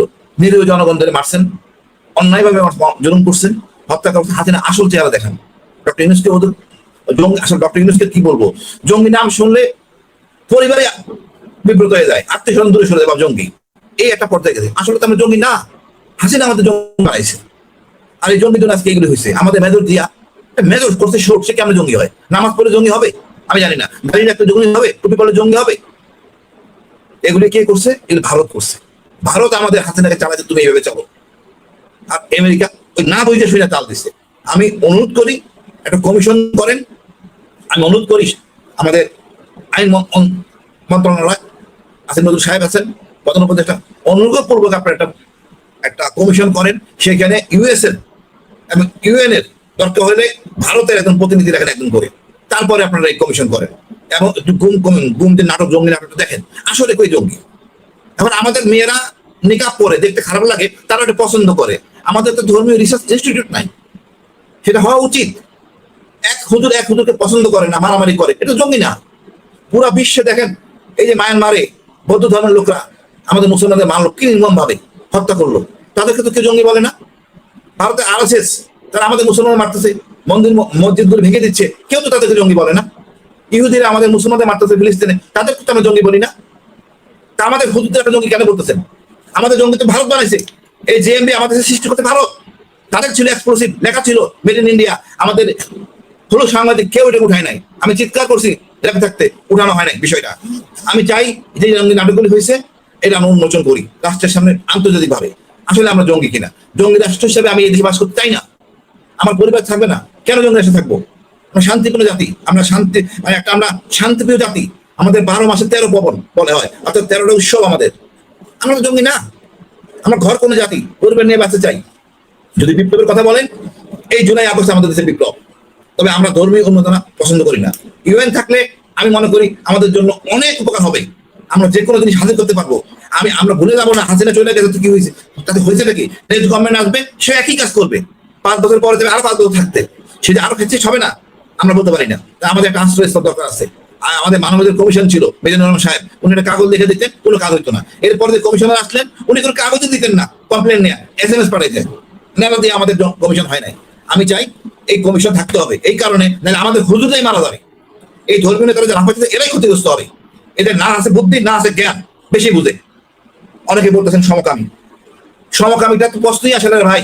আপনি যদি বেশ্যার কথা বলা হয়েছে অধিকার চাই, কোন একটা বেশ্যাকে জিজ্ঞেস করেন? আমি লজ্জা লাগতেছে, মেয়েটা, আমি দুঃখিত, লজ্জিত। তাকে যদি বলা হয় আপনার বায়োডাটা দেন, হেলথ কার্ড লাগবে, কিন্তু কখনোই নাম লিখবে না। তার পরিবার আছে, তার মা আছে, বাবা আছে, তার ভাই বোন বিয়ে হইতে হবে। এই যে মূল্যবোধের জায়গা, একটা গর্বের জায়গা, এটাই আমাদের নিরাপত্তা। কিন্তু দুষ্ট চরিত্রের লোক হইতে পারে, সেটা ভিন্ন ইস্যু। আমজনতা আমরা এটা চাই না, এটা গর্বের জায়গা আমাদের জাতি, আমাদের নারীরা। সুতরাং ওই যে সমকামের কথা বলে ইউএন চলে যাও, এই তকমা বাদ দেন। সত্য কথা, আপনারা বিপদে পড়বেন। আমি তো বললাম হঠাৎ যে কি করছে নিরীহ জনতা, এর কষ্ট পেয়ে মারা যাচ্ছে, এগুলি আর পৌঁছে দেওয়া যাবে না। আমরা যদি বলি সত্য কথা, ভারতের প্রেসক্রিপশনে চললে আমরা নিজেরা কট হচ্ছি কারণ ছাড়া। আমি অনেক পড়াশোনা, অনেক কথাবার্তা বলে বাই করলাম যে ঘটনাটা এখানে ঘটে গেছে। আমাদের হুজুররা রংলি মোটিভেটেড, এবং এদের উচিত কমিশনে কাজ করবে। আমরা অধিকার নিয়ে যাবো আদালতের কাছে যে বিচার পাই নাই। আমাদের সবার, আমি তো চাই না পার্বত্য চট্টগ্রামে অন্যায় করবো, তো ভয় কিসের আমার? আমি তো ভয় পাই না। আর উল্টা পাল্টা কথা বলতে লাভ নাই এখানে। তো সমগ্র জাতি হবে ন্যায় বিচার। আমি কোনো রাজনৈতিক দল আমার দেশের রাজনীতির ভিতরে দূষিত, সোজা কথা। আমার দেশের রাজনীতি সুস্থ হইতো, একটা মানদণ্ড থাকতো, দেশে কোনো সমস্যাই থাকতো না। এই রাজনীতিতে কবে সুস্থ হবে আমি জানি না, হলে এই সমস্যাগুলো থাকবে না। তবে আমাদের সেনাবাহিনী অসহায়, আমাদের গর্বের সেনাবাহিনী অসহায়। আজকে যে লাফালাফি করতেছে বাঁচানোর জন্য, এটা কিছু করা ছিল না। তার সেদিকে বলছে ডুইটসেন, আমরা তো কখনো না বলে অভ্যস্ত না। এই না বলে অভ্যস্ত না হওয়াতে আমাদের এই সমস্যাটা আমরা সবাই পড়ে গেছি। আমি ওইটা, তাও আমরা দেখেন, আমরা কথা হলো এই সেনাবাহিনীকে আবার নষ্ট করা হবে, যে সরকারই আসুক। বিএসপি বাধ্য হবে ভারতের কথা শুনতে। এখন দেখেন আমাদেরকে প্রেস কিনে ফেলাইতেছে। ওই আমাদের বলা হলো ট্যাক্স আমেরিকা, এখন বলা হচ্ছে যে আমেরিকান প্রোডাক্ট কিনতে হবে, চায়নাটা কেনা যাবে না। আমরা কি চায়না চাকর না আমেরিকার চাকর না পাকিস্তানের চাকর, আমরা তো নিজের পয়সায় চলি। কিন্তু একবার করিডোর, একবার এইসব ফাইলের করার কোনো কারণ নাই। আমাদের বিচার দেওয়ার জায়গা থাকবে। এই জিনিস যদি অন্যায় করে আমরা ওই ইউএন এর কাছে রিপোর্ট কমপ্লেন করতে পারবো। আমাদের ওই সচিবালয় জন্য যাইতে হবে না। ইউএন যদি ওই মানবাধিকার অফিসটা থাকে, যে কেউ চিঠি দিতে পারবে, ন্যায় বিচার পাবে। এই জিনিসটা মাথায় ভর্তি থাকে আল্লাহর রাস্তে। এই ইউএন এর পেপার নিয়ে কথা বলেন না। আর আপনার মেয়ে যদি সমকামী হইতে চায়, আপনি কি ঠেকাইতে পারবেন? কোনোদিন পারবেন না। স্যার আপনি একটা জিনিস দেখেন, মানে আমরা সারাদিন আমরা যে নিউজগুলো দেখি, আজকেও কিছুক্ষণ আগে আমি যখন টক শো করছি তখন রফিকুল ইসলাম মাদানী ভাই আমার একটা পাঠাইছে যে ভাই দেখেন সমকামিতা কোথায় হয়। এই যে এক ইয়েতে আপনার ইউনিভার্সিটিতে আপনার সেখান থেকে 4 জনকে ধরা হয়েছে, বহিষ্কার করা হয়েছে এই কারণে। বাংলাদেশে আমি সাংবাদিক হিসেবে যতটুকু আমার মানে কাছে তথ্য আছে, সবচাইতে বেশি সমকামিতা হয় হচ্ছে মিডিয়াতে। এই যে মডেল নিয়ে আসা হয় ছেলেদেরকে মডেল হিসাবে, আমি নাম বললাম না, খুব খুব রিনাউন্ড মডেল আছে বাংলাদেশের ছেলে, তাদেরকে এই সে কিন্তু সমকামী না, কিন্তু তাকে সমকামিতা করতে বাধ্য করা হয় বিভিন্ন পরিচালক, প্রযোজক এবং এরকম বিভিন্ন লোকজন তাদেরকে সমকামিতার মধ্যে ঢুকায়। তারপরে বিভিন্ন ইউনিভার্সিটি, মাদ্রাসাতে পর্যন্ত। তো আপনি যদি মনে করেন যে জাতিসংঘ আমাদেরকে এসে এখন সমকামী বানাবে, সমকামিতা শিখাবে, এই যে সমকামিতা চলছিল এগুলো কে শিখিয়েছে? তখন তো ছিল না। কারণ আপনার ভাই, আপনি পরিবার থেকে এই শিক্ষা দিতে হবে যে আপনার সন্তান সমকামী হবে, লেসবিয়ান হবে, গে হবে, কি হবে সেটা একমাত্র আপনি সেটা ঠিক করবেন। আপনি যদি ঠিক করতে না পারেন সেটা আপনার সমস্যা, সেটা জাতিসংঘের সমস্যা না। কিন্তু আমরা জাতিসংঘের বিষয়ে যে বিষয়টা যে আমাদেরকে, আপনি এককভাবে যদি নাকি কিছু করতে পারেন, আমি স্যালুট করি, যে করতে পারবে, সেটা মাদ্রাসার হুজুররা করুক আর বুয়েটের কেউ করুক, কোনো পলিটিশিয়ান করুক, যে করে। আমরা পৃথিবীর কোনো দেশের কাছ থেকে কোনো সাহায্য নিব না, কোনো তাদের সাথে কোনো সম্পর্ক না, আমরা এককভাবে স্বয়ংসম্পূর্ণ। আপনি করেন, উত্তর কোরিয়া তো তাদের ওইখানে কারোর কোনো পাত্তা দেয় না, যা মনে চায় তাই করে, স্বয়ংসম্পূর্ণ হন, যে বলেন যে হ্যাঁ আমার এখানে কেউ অ্যাটাক করতে পারবে না, আমার দেশ আবার 15 বছর ধরে কোনো দেশের এই অধীনে এইভাবে থাকবে না। তো আমরা তখন আপনাদের সাথে থাকবো। কিন্তু আমি মনে করি যে বাংলাদেশ এখনো 2 টাকার দরকার হলে বিশ্ব ব্যাংকের কাছে যায়। আমরা আফগানিস্তানেও দেখেছি যে যারা প্রচন্ড আমেরিকা বিরোধী, না পারে প্লেনের বিমানের চাকায় ধরে তারপরে দৌড় দেয়। সেই প্লেনের চিত্র তো আমাদের এখনো মনে আছে। তো সারাদিন আমেরিকার বিরুদ্ধে কথা বলে, আমেরিকার ভিসার জন্য যদি বলে আজকে যে বাংলাদেশে সবাইকে ভিসা দেওয়া হবে, একজনও বাদ থাকবে না, সব চলে যাবে এমবাসিতে। ইলিয়াস ভাই যদি আমেরিকার অ্যাম্বাসেডার একটা রেসকোর্স ময়দানে যায় আর দেখেন বিএনপি দ্বারা জামাত দ্বারায় যে আমেরিকান অ্যাম্বাসেডার কাছে যে আসবে তার বেশি ভিসা দেওয়া হবে, ওই লোক থাকবে না তো একটা দাঁড়াবে। এমন দুর্ভাগ্য ইলিয়াস ভাই, আমাদের মিলিটারি অফিসার গর্বের সহিত আমার বলতেছে স্যার আমার বাচ্চাটা এবার আমেরিকা হবে, মানে বাচ্চাটা কনসিভ করার পর বেড়াতে গেছে ওইখানে, মানে বাচ্চা হয়েছে, এখন সে গর্ব করে বলে আমার বাচ্চা আমেরিকা আছে। অনেকে আমরা যাওয়াই জানি কতটা নিচে আমরা, এরা আমার দেশপ্রেমিক। এদের আমি এই জন্য বলি, যাদের বাচ্চা কাচ্চা বিদেশে পড়াশোনা করে, হায়ার স্টাডিজ বাদে বিদেশে থাকে, এদেরকে সেনাবাহিনী জেনারেল বানানো যাবে না। সেনাবাহিনী জেনারেল এই দেশের শিক্ষা ব্যবস্থা গ্রহণ করবে, এটা বাচ্চা কাচ্চা এই দেশে পড়াশোনা করবে, এই দেশের জনগণের সাথে থাকবে, এটাই সে উন্নতি করবে। সবকিছু বিদেশে মানে পশ্চিমে চলে, সব পশ্চিমে চলে, খালি ওনাদেরকে এখন বানায় ফেলবে এই জন্য। তো এই আমেরিকান প্রথম আলোর এই ন্যারেটিভ থেকে আমাদের বের হয়ে আসতে হবে। যাই হোক, আমাদের সীমান্ত নিয়ে বিশেষ করে আমাদের আজকের আলোচনার যে মূল অংশটা ছিল সেটা নিয়ে কথা বলবেন মেজর রেজাউল হান্নান শাহিন। স্যার আপনার কাছে প্রশ্ন, যে আমাদের এই দেশটা একদম 3 দিক থেকে ভারত ঘিরে রেখেছে, আমাদের সীমান্ত একটা বিশাল বড় ব্যাপার। আমরা 2 দিন আগে বিমান বিধ্বস্তের ঘটনা দেখেছি, এবং আমাদের বিমান বাহিনীর যে দুর্বলতা সেটা এখন আমাদের পার্শ্ববর্তী সব দেশে জানে, সবচেয়ে বেশি ভারতেই জানে। তো আমাদের সক্ষমতা কতটুকু এটা আমরা জানি। মূল শক্তি আমাদের যেটা, সেটা হচ্ছে আমাদের বিডিআর। সেই বিডিআর এর বর্তমান অবস্থা কি, এবং আমাদের সীমান্ত কি কোনো ধরনের নিরাপত্তা ঝুঁকিতে আছে কিনা? ইলিয়াস ভাই আপনাকে ধন্যবাদ, এবং এই অনুষ্ঠান যারা দেখছেন এবং শুনছেন এবং দেখবেন, আসসালামু আলাইকুম। শুরুতেই আমি অন্য প্রসঙ্গে জাস্ট একটা লাইন বলতে চাই। এই যে মাইলস্টোনে যে প্লেন ক্র্যাশটা হলো, এখানে আমরা সবাই দেখেছি যে আমাদের সেনাবাহিনীর সৈনিকরা, জুনিয়র অফিসাররা, ডিসিওরা কিভাবে কাজ করেছে। সৈনিকরা তাদের গায়ের ইউনিফর্ম খুলে দিয়ে অন্যদের লাশ ঢেকে দিয়েছে, সম্মান রক্ষা করেছে। আমি একটা সৈনিককেও দেখি নাই যে সে এই উদ্ধার কাজে জড়িত নাই। অনেকে তো সেলফি তুলছিলেন, অনেকে ছবি তুলছিলেন, অনেকে দেখছিলেন, বাট আমার প্রত্যেকটা সৈনিক, প্রত্যেকটা জুনিয়র অফিসার। তো এটাই হলো আমার দেশের সেনাবাহিনীর, এটাই হলো প্রকৃত চিত্র, আমার সৈনিকের প্রকৃত চিত্র। এদেরকে নিয়ে আমরা গর্ববোধ করি, এদের জন্য আপনারা দোয়া করবেন। এবং সেনাবাহিনীর কমান্ডে যারা আছেন তাদের কাছে আমার অনুরোধ, এই আপনাদের অল্প কিছু মানুষের দুর্নীতি এবং অপরাধের কারণে এই বিশাল সেনাবাহিনীর এই হাজারো সৈনিকের, আমাদের পুরো সেনাবাহিনীটাই প্রায় 1 বছর হয়ে গেল এরা ক্যান্টনমেন্টের বাইরে আছে। এরা এদের এই আত্মত্যাগগুলা, এদের কষ্টগুলা যেন ম্লান না হয়ে যায়।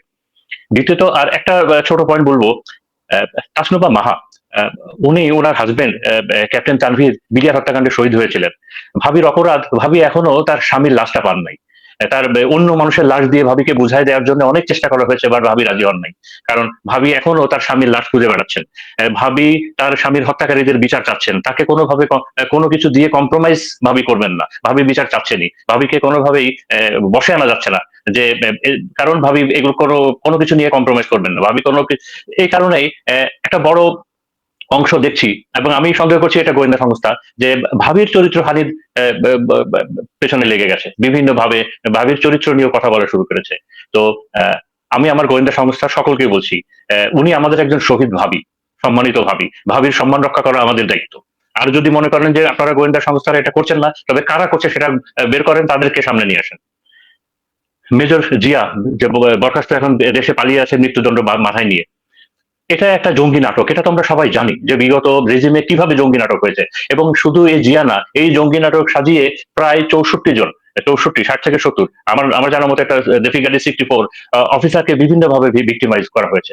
তো আমি আমার অথরিটিকে, আমি আইন মন্ত্রণালয়, স্বরাষ্ট্র মন্ত্রণালয় এবং প্রতিরক্ষা মন্ত্রণালয়, আমার সশস্ত্র বাহিনী সকলকে অনুরোধ করব, এই পুরনো এই জঙ্গি নাটকের এই কেসগুলো নতুন করে রিওপেন করেন। জিয়ার মায়ের কান্না, জিয়া আম্মা একটা অনুষ্ঠানে এসে কান্নাকাটি করতে করতে বলছিলেন যে অনেক বছর হয়ে গেল আমি আমার ছেলেকে দেখি না। তো জিয়া একটা কোর্সের ফার্স্ট ম্যান ছিল। আমি সকলকে অনুরোধ করছি যে এই জিয়া কেসটা যেন আবার নতুন করে রিওপেন হয়, এই জঙ্গি নাটকের বিষয়গুলো যেন আবার নতুন করে রিওপেন হয়। এরপরে বিডিআর নিয়ে, বিজিবি নিয়ে কোনো ইস্যু নিয়ে কথা বলতে আসলে একটা চক্র আমাদেরকে একটা ফ্রেমে ফেলে দেয়। তারা বলার চেষ্টা করে যে এই বিডিআর হত্যাকাণ্ডের সাথে যারা জড়িত ছিল সেই সব সৈনিকের পক্ষে নাকি আমরা কথা বলছি। এই বিষয়ে আমি একেবারে পরিষ্কার করে বলতে চাই যে এই বিডিআর হত্যাকাণ্ড এবং ষড়যন্ত্রে টোটাল 6টা ক্যাটাগরির মানুষ জড়িত ছিল: ষড়যন্ত্রকারী, পরিকল্পনাকারী, অর্থদাতা, হত্যাকারী। এবং এই হত্যাকারীদের দুইটা অংশ আমরা জানি। একটা অংশ সাদা অ্যাম্বুলেন্সে করে ওদেরকে পার করে দেওয়া হয়, গোয়েন্দা সংস্থাগুলো এবং 46 ব্রিগেড মিলে তাদেরকে পার করে দেয়, এবং তাদের জন্য এয়ারপোর্টে প্লেন অপেক্ষা করছিল। এটা আমার কথা না, বিভিন্ন জন যারা সাক্ষী দিয়েছিলেন মিডিয়াতে আছে। আর হত্যাকারীদের এবং নির্যাতনকারীদের আর একটা অংশ যারা তৎকালীন বিডিআর এর সৈনিক। এরপরে হলো তার সহায়তাকারী, এবং এরপরে যারা এই পুরা বিডিআর এর হত্যাকাণ্ডকে কাভার আপ করেছে, সাক্ষী সবুত প্রমাণ সব নষ্ট করেছে এবং এই ঘটনাগুলোকে অন্য দিকে নিয়ে গেছে। এই 6 ক্যাটাগরির সকলের আমি দৃষ্টান্তমূলক শাস্তি চাই।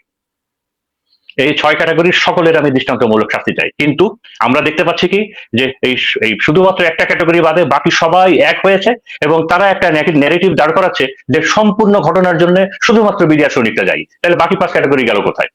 এবং তারা আরেকটা বিষয়ে বলার চেষ্টা করছে যে এই শেখ হাসিনার আমলে যে ইনকোয়ারিটা হয়েছে এবং যে বিচারটা হয়েছে ওটাই নাকি ফাইনাল। তো এই বিষয়ের আমরা তীব্র প্রতিবাদ জানাচ্ছি, এবং আমার ভাইয়ের রক্তে, আমার মানে ভাইয়ের রক্তের 57 জন শহীদ, তাদের বিচার চাই আমি। এবার আমি বিডিআর নিয়ে কথা বলি। আগে তো ছিল ইপিআর, পরে তো বিডিআর হলো, এখন বিজিবি। এই অনুষ্ঠান যারা শুনছেন তাদের শুধু জানার জন্য বলি, দেখেন বিজিবি হলো বাংলাদেশের 230 বছরের সব থেকে পুরনো অর্গানাইজেশন। বাংলাদেশের প্রতিষ্ঠান হিসেবে এত পুরনো প্রতিষ্ঠান আর নেই।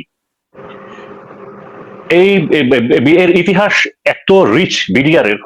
মহান মুক্তিযুদ্ধে বিডিআর এর অবদান হলো অপরিসীম।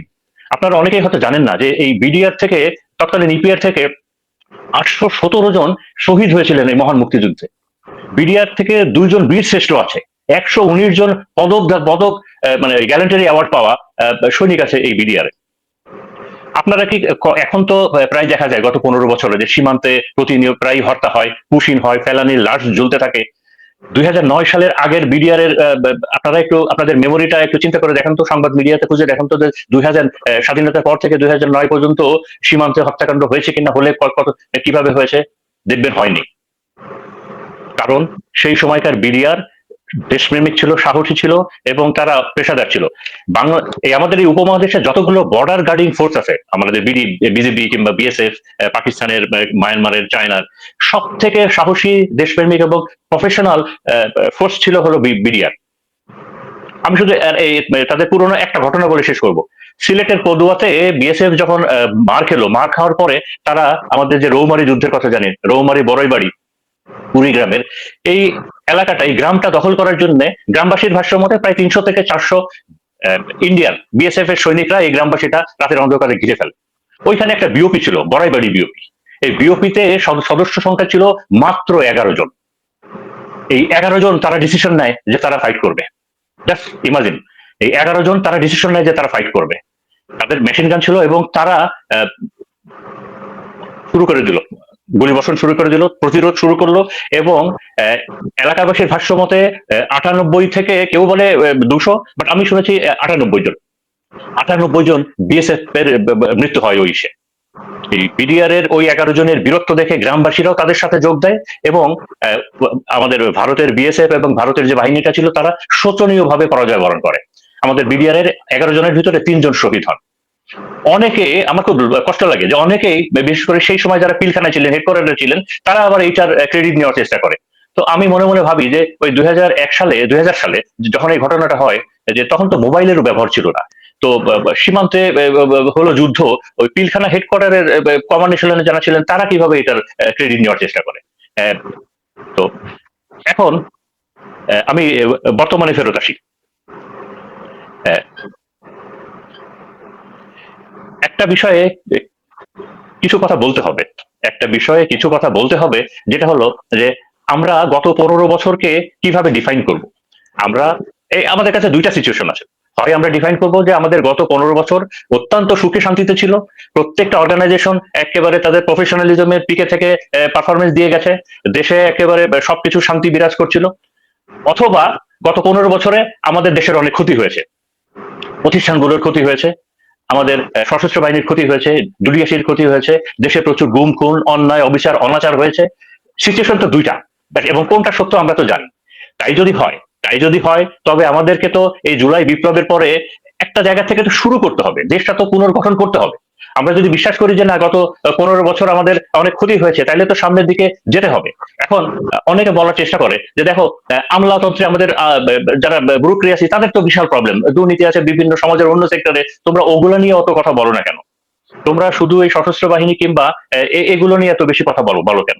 তাদের কাছে আমার ব্যক্তিগত নিবেদন হলো, দেখেন, আর কোনো বাহিনী কিন্তু বুকে হাত দিয়ে বলতে পারবে না, এটা ব্যুরোক্রেসিও বলতে পারবে না, ডাক্তাররাও বলতে পারবে না, ইঞ্জিনিয়াররাও বলতে পারবে না, কেউই বলতে পারবে না যে 20 বছর আগে আমরা খুব সাহসী দেশপ্রেমিক ছিলাম। এটা আমার সেনাবাহিনী বলতে পারবে, এটা বিজিবি বলতে পারবে যে 20 বছর আগে, তার আগে আমাদের গর্বের ইতিহাস ছিল। এবং আমি এটাও বিশ্বাস করি যে আমাদের সীমান্তে, মেইনলি ভারতের সাথে, এবং সীমান্তের দৈর্ঘ্য হলো 4100 কিলোমিটার, এবং আমাদের দেশকে যদি আমরা রক্ষা করতে চাই, আমাদের সার্বভৌমত্ব যদি আমরা রক্ষা করতে চাই, আমাদের সেনাবাহিনীকে, সশস্ত্র বাহিনীকে এবং বিজিবিকে আমাদেরকে সেই পূর্বের ফর্মে নিয়ে যেতে হবে। আর যদি আমরা পারি, তবেই আমরা দেশকে বাঁচাতে পারবো। এখন যদি আমি বলি যে আচ্ছা, বর্তমানে কি অবস্থা? বর্তমানের অবস্থা তো সীমান্ত হত্যা হচ্ছে, আমরা অনেক বছর ধরে দেখছি, পুশিন হচ্ছে। তো এসব হচ্ছে কেন? এসব হচ্ছে, এটার কারণ একটাই হলো, আমরা গত 15 বছর ধরে নতজানু ছিলাম। আমাদের দেশ ভারতের কাছে নতজানু ছিল, আমাদের সশস্ত্র বাহিনী, আমাদের বিশেষ করে বর্ডার গার্ড, আমাদের ভারতের কাছে নতজানু কি অবস্থা ছিল স্যার জানি। মানে এখন অবস্থাটা কি? মানে আমি বলছি যে আপনি কি কোনো ঝুঁকি দেখছেন কিনা, সেই ঝুঁকি যদি দেখে থাকেন, কেন সেই ঝুঁকিটা? আচ্ছা, আমি ঝুঁকি দেখছি হলো দুইটা। এ বিষয়ে আমি প্রথমে জুলাই আন্দোলনের অল্প একটু অংশ বলতে চাই। যে দেখেন, আমরা কিন্তু জানি, এটাও একটা ওপেন সিক্রেট না, এটা সবাই জানে যে যতগুলো মেজর জেনারেল আছে, এদের ভিতরে সব থেকে ইম্পর্টেন্ট দুইটা অ্যাপয়েন্টমেন্ট হলো ডিজি বিজিবি এবং ডিজিএফআই। এবং এই দুইটা হওয়ার জন্য সব থেকে বড় কোন ক্রাইটেরিয়াটা লাগে হলো আনকোশ্চেনেবল লয়ালিটি। হাসিনার আমলে সব থেকে বেশি লাগতো হলো আনকোশ্চেনেবল লয়ালিটি। আর বিজিবির ক্ষেত্রে আরেকটা জিনিস লাগতো, আনকোশ্চেনেবল লয়ালিটি টু শেখ হাসিনা, এবং তাকে আবার ইন্ডিয়ান ফ্রেন্ডলি হতে হবে। এই যে জুলাই বিপ্লবের আগে যে 2024-এর জানুয়ারিতে যে ইলেকশন হলো, এই ইলেকশনে শেখ হাসিনা জানতো যে ইলেকশনে বাধা দেওয়ার জন্য অনেক কি হবে, তো এভাবেই সে তার সমস্ত প্রশাসন সাজিয়েছিল। তো 2024-এর জানুয়ারির ইলেকশনে বিজিবির সম্পূর্ণ কমান্ড স্ট্রাকচারটা আপনারা দেখেন কারা ছিল। আপনি দেখবেন যে হায়ার কমান্ডের অলমোস্ট 100% ছিল যাদের এসএসএফ ব্যাকগ্রাউন্ড অথবা ডিজিএফআই ব্যাকগ্রাউন্ড। তো এবং তারাই জুলাই বিপ্লবের সময় কাজ করেছে। এবং তবে এটাও ঠিক যে জুলাই বিপ্লবের সময়ও বিজেপিতে কিছু অসাধারণ ভালো অফিসার ছিল। ওই সময় ঢাকা সেক্টর কমান্ডার একজন ছিলেন, একটা অসাধারণ ভালো অফিসার, যে কারণে তিনি অনেক ড্যামেজ কন্ট্রোল করতে পেরেছিলেন। 5 ব্যাটালিয়নের সিও ছিলেন, অসাধারণ একটা। রামুতে 30 ব্যাটালিয়নের সিও ছিলেন, অসাধারণ একটা। তবে এই যে কমান্ড এশালনের কথা বললাম, তো এবং বিজিবির যে সাধারণ অফিসার, জুনিয়র অফিসার এবং সৈনিকরা, তারা কিন্তু জুলাই বিপ্লবে কোনোভাবেই সৈনিক বিরুদ্ধে যেতে চায় নাই। মনের ইচ্ছার বিরুদ্ধে তাদেরকে মাঠে নামানো হয়েছে। একেবারে 100% আমি ওই নিয়ে বলতে পারি। আমার 9 বছর বিজিবিতে চাকরি, আমি জুলাই বিপ্লবের পরে রিটায়ার করেছি। তো তাদের মনের বিরুদ্ধে তাদেরকে নেওয়া হয়েছে। ঢাকা থেকে যখন আদেশ দেওয়া হলো যে সমস্ত বর্ডার খালি করে দাও, সবাইকে ঢাকায় নিয়ে আসো, জুনিয়র অফিসাররা একটা ডিলে ব্যাটেল দিয়েছে এবং তারা আনতে পারে নাই। তো এখন কেন আমি এই প্রসঙ্গগুলো বললাম? জুলাই বিপ্লব তো হয়ে গেল। জুলাই বিপ্লবের পরে আমরা জানি, বিভিন্ন তথ্য থেকে আমরা জানি, প্রায় 2 লাখেরও বেশি বাংলাদেশ থেকে আওয়ামী লীগ এবং তার অনুসারীরা বাংলাদেশ থেকে ভারতে পালিয়ে গেছে। পালিয়ে তো গেছে সীমান্ত দিয়েই। তাদেরকে বিজেপি এগুলোকে আটকালো না কেন? এখন প্রশ্ন থেকে যায় যে সবাইকে কি আটকানো সম্ভব হতো? সম্ভব হতো না, কারণ বিজেপি তো আর 2 গজ পর পর হাত ধরে দাঁড়িয়ে নেই, তা সবাইকে আটকানো সম্ভব হতো না। তবে সীমান্তের প্রায় 95% এলাকা দিয়েই কাঁটাতারের বেড়া আছে এবং কাঁটাতারের মাঝে মাঝে গেট আছে। তো বিজেপি যদি চাইতো, তবে 100% না, অ্যাটলিস্ট 20 থেকে 30% লোককে তারা আটকাতে পারতো। তার মানে অ্যাটলিস্ট 50-60 হাজার মানুষকে তারা আটকাতে পারতো। কিন্তু আমরা তো মিডিয়াতে দেখেছি, বিজেপি তো কাউকে আটকায় নাই। হাতে গোনা 2-4 জনকে ধরেছে, তার বেশিরভাগই এই সিভিলিয়ান, তার বেসামরিক লোকজন ধরে বিজেপির হাতে দিয়েছে। তবে বিজেপি তাদেরকে আটকালো না কেন? কারণ তাদেরকে ওই আদেশগুলো দেওয়া হয় নাই। কমান্ড স্ট্রাকচার যারা ছিল, তারা চেয়েছে যে তারা সীমানা পার হয়ে ও পাশে চলে যাক। এই কারণেই তো এই কারণেই করা যায়নি। এ কারণে আমরা পত্রপত্রিকা থেকে এবং বাইরের বিভিন্ন জায়গা থেকে আমরা জানি যে দেশে একটা অস্থিতিশীল পরিবেশ সৃষ্টি চলছে। তৃতীয় পক্ষ সুযোগ নেওয়ার চেষ্টা করছে, দেশে বিভিন্ন জায়গায় বিভিন্ন ধরনের এনার্কি ঘটানোর চেষ্টা করছে, এবং ষড়যন্ত্রগুলো যে বর্ডারের ওই পাশ থেকে হচ্ছে, এবং আমরা ইন্ডিয়ার মিডিয়াগুলো দেখলেও টের পাই যে তারা বাংলাদেশকে একটা অস্থিতিশীল রাষ্ট্র এবং বিশেষ করে আমাদের এই ইন্টারিম গভর্নমেন্টকে যে কোনো ভাবে একটা ফেইল্ড গভর্নমেন্ট হিসাবে প্রমাণের জন্য সবকিছু করে যাচ্ছে, এবং সবকিছুই হচ্ছে সীমানার ওপার থেকে। তো তার মানে আমাদেরকে এই সীমানাটাকে যে কোনো ভাবেই হোক গার্ড দিতে হবে। আমাদেরকে এই সীমানাটাকে যে কোনো ভাবেই গার্ড দিতে হবে। আমরা যদি এই মুহূর্তে দেশের বিশৃঙ্খলতা যাতে না হয় সেটা যদি প্রোটেক্ট করতে চাই, যে কোনো ষড়যন্ত্র যদি প্রোটেক্ট করতে চাই, এবং দেশের ভিতরে যদি আমরা শৃঙ্খলা রাখতে চাই, আমাদেরকে সীমানা গার্ড দিতেই হবে, সীমানাটা গার্ড দিতেই হবে। এবং সীমানাটা সুরক্ষাটা করবে কে? এখন এই $1 মিলিয়ন কোশ্চেন হলো, সীমানাটা এই সুরক্ষাটা করবে কে? দেখেন, বিজেপি নামই কিন্তু বর্ডার গার্ড, তাদের কাজই হলো সীমান্ত রক্ষা করা। তো বর্ডার গার্ড সীমানাটা রক্ষা করবে কার কাছ থেকে? বর্ডার গার্ড সীমানাটা রক্ষা করবে ভারতের কাছ থেকে, আমাদের বর্ডারই তো ভারতের কাছ থেকে। তো তার জন্য আমাদের সবার আগে কি কাজ করতে হবে? ভারতের কাছ থেকেই যদি আমাদের সীমানা আমরা রক্ষা করতে চাই, যে কাজটা বিজেপি করবে, সবার আগে কি কাজ করতে হবে? সবার আগে করতে হবে যে আমাদের এই বিজেপির ভেতরে ভারতপন্থী যে মানুষগুলো আছে, ভারত ফ্রেন্ডলি যে অফিসার গুলো আছে, আওয়ামী লীগ পন্থী যে অফিসার গুলো আছে, এই মানুষগুলাকে বিডিআর থেকে রিমুভ করতে হবে। আপনি যদি Bharat friendly command echelon, Awami League friendly command echelon, এদেরকে যদি বিজেপিতে রেখে দেন এবং আশা করেন যে তারা ভারতের সাথে বাংলাদেশের 2-4,100 কিলোমিটার সীমানাটা একেবারে সুন্দরভাবে পাহারা দিবে, দিস ইজ অ্যাবসার্ড। তো এটার প্রথম কাজই হলো এটা। আপনি করবেন কিনা, সরকার করবে কিনা, সেটা অন্য বিষয়। দ্বিতীয়ত হলো, এটাই যদি আমরা করতে পারি, তাহলে এই ইন আউটটা বন্ধ হবে। 2 নাম্বার হলো যে মানে সরাসরি আসি আলোচনায়। ধরেন এখন যারা আছে বিডিআর এ, তারা কি ভারত ফ্রেন্ডলি আছে নাকি বাংলাদেশ ফ্রেন্ডলি অফিসাররা বিডিআর এর দায়িত্ব আছে? আমি যদি ওই সময়টাকে আবার ফেরত যাই, যে 2024-এর জানুয়ারির ইলেকশন, সেই সময়ে যতগুলা রিজিয়ন কমান্ডার বলি, যতগুলা রিজিয়ন কমান্ডার ছিলেন, আপনারা খোঁজ নিলে দেখবেন এরা অলমোস্ট সবাই এসএসএফ ব্যাকগ্রাউন্ড অথবা ডিজিএফআই ব্যাকগ্রাউন্ড। যতগুলা সেক্টর কমান্ডার ছিলেন, এরা আইদার এসএসএফ অথবা পিজিআর অথবা এনএসআই অথবা ডিজিএফআই, অথবা কেউ ছাত্রলীগ করতো, যুবলীগ করতো, আওয়ামী লীগের অমুক এমপির জামাই, অমুক মন্ত্রীর জামাই, এরকম ছিল। এবং তাদের একটা উল্লেখযোগ্য অংশ এখনো আছে। অনেক দেশপ্রেমিক অফিসারও আছে। আমি যেটা বললাম যে কয়েকজনের কথা তো নামই বললাম। তো আপনি যদি এই আমাদের এই গর্বের বিজিবিকে যদি সেই পূর্বের, এখন যে ডিজিবি আছে উনি কেমন? মানে বাংলাদেশপন্থী না ভারতপন্থী? আমি এই কথার আনসার শুধু আমি একটা লাইনেই দিব যে শেখ হাসিনার আমলে ডিজিবিজিবি এবং ডিজিএফআই হওয়ার সব থেকে বড় ক্রাইটেরিয়াই ছিল আপনি আপনি মানুষ কেমন হন, আপনার প্রফেশনালিজম আপনি কেমন, বলেছেন ক্যারিয়ার কেমন, এগুলোই ছিল না। একটা হচ্ছে এগুলোর ভারত মেন ক্রাইটেরিয়া ছিল আপনাকে আনকোশ্চেনেবল লয়ালিটি থাকতে হবে, যে লয়ালিটি দিয়ে আমরা যেমন শপথ নেওয়ার সময় শপথ নিয়েছি না, যে স্যার আমরা শপথ নিয়েছি যে সেনাবাহিনীতে জলে স্থলে অন্তরিক্ষে যেখানেই যাই বাংলাদেশ আমরা যাইবো, তো ওই আনকোশ্চেনেবল লয়ালিটির ভিতরে ছিল যে শেখ হাসিনা সরকারকে আজীবন রাখার জন্য গুম খুন হত্যা গণহত্যা জুলুম অত্যাচার যাহা প্রয়োজন হইবে তাহাই করিব। তো দ্যাট রিমেন্স, আপনি দ্যাট রিমেন্স। তো আর সেকেন্ড, আমি বিডিআর এর বিজিবির যারা কমান্ড এশালনে আছে, আমার 9 বছর বিডিআর এর চাকরি, তাদের কাছে আমার আমার অত্যন্ত দুইটা আকুল আবেদন নিয়ে আমার এখনকার কথা শেষ করব। আবেদন করে লাভ নাই স্যার, আবেদন না, আবেদন আমার সৈনিকের জন্য, আমার ডিটেইলস আমার 9 বছর সৈনিকের চাকরি দিয়ে স্যার কখনো হাল চাষ করানো যাবে না। আমি তারপরে আপনার কাছে 1 মিনিট সময় চেয়ে নিচ্ছি। আবেদন আমার 9 বছর বিডিআর এর চাকরি, আমি সৈনিকের জন্য, যে যারা কমান্ডে আছেন তাদের শুধু বলছি যে দেখেন, আমার বিজিবির সৈনিকের সব থেকে 2টা জেনুইন প্রবলেম, তাদের ছুটি এবং তারা তাদের ফ্যামিলির সাথে থাকতে পারে না। এই 2টা বিষয়ের জন্য আপনারা দেখেন, মানে এই 2টা বিষয় আপনারা অ্যাড্রেস করেন, তাদের কাছ থেকে 90% আপনারা আউটপুট পাবেন। আর সেকেন্ড হলো যে তাদেরকে একটু ওন করবেন। আর বিজিবি কিন্তু আর্মি না, বিজিবিকে যেন আমরা আর্মি না বানাই, বিজিবির যে ক্লাসিক্যাল যে রোল আছে ওই রোলেই যেন আমরা ওদেরকে এফিশিয়েন্ট করতে থাকি।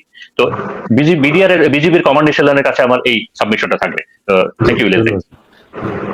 রিয়াজ ভাই, আমি একটু জোর দেই আরেকটা পয়েন্ট। জি, আমি যদি নোয়াপাড়া বিডিআরকে নোয়াপাড়ায় রাখি, ওর ফ্যামিলি প্রবলেম থাকে না, কোনো সমস্যা থাকে না, ওর বউকে রক্ষা করার জন্য, ওর বাড়ি রক্ষা করার জন্য, ওর এলাকা নিয়ন্ত্রণ করার জন্য জীবন মরণ দিয়ে যুদ্ধ করবে, আপনি কোনো কষ্ট করতে হবেন। নিজের এলাকা শরীর নিজের এলাকায় রাখেন। আপনি কেন নোয়াপাড়া সাতক্ষীরা শরীরে সিলেটে নিয়ে রাখবেন ডিউটি করার জন্য? আমার একটু বুঝাই বলেন। আপনি তো ব্রিটিশ না যে একজনের লোক আরেক জায়গায় ডিউটি করাবো। যেই জায়গায় সৈনিক সেই জায়গায় রাখেন, দেখবেন চমৎকার ডিউটি পাবেন। আপনার ওই ফ্যামিলি কোয়ার্টার বানাইতে হবে না, ওই এলাকা উন্নয়ন হবে। এটা শুধু বিডিআর না, এটা আপনার পুলিশেরও দরকার, যাতে নিজের বেতনের টাকা দেশে কাজ মানে দেশ সেবা করতে পারে। এখন তারা কি করে, উপদেশ দেয় এমপি মন্ত্রী রাজনীতিবিদদের, তখন উপদেশ দেবে তার শিক্ষকের, তার পরিবারের শিক্ষকের, মাদ্রাসা টিচারের। দেশটা সুন্দর শান্তি হবে। আমরা তো চাই একটা ভালো সেনাবাহিনী, ভালো পুলিশ, ভালো বিডিআর। তাকে যার যার জায়গায় তাকে সেখানে রাখেন, তার কাজ করলে তো হইলো কাজটা, খালি খালি ঝামেলা কারো যেন। ধন্যবাদ ভাই, সরি মাঝখানে ঢোকার জন্য।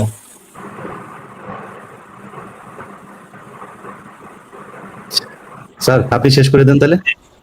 না আমি বলো আছেন বলো। না, আমি বলতে চাচ্ছিলাম স্যার, ওটা একসময় অন্য সময় আলোচনা করি। মানে আমাদের আসলে যেই লোকগুলি নির্বাচনের সময় ছিল, আমি ওটা বলবো না।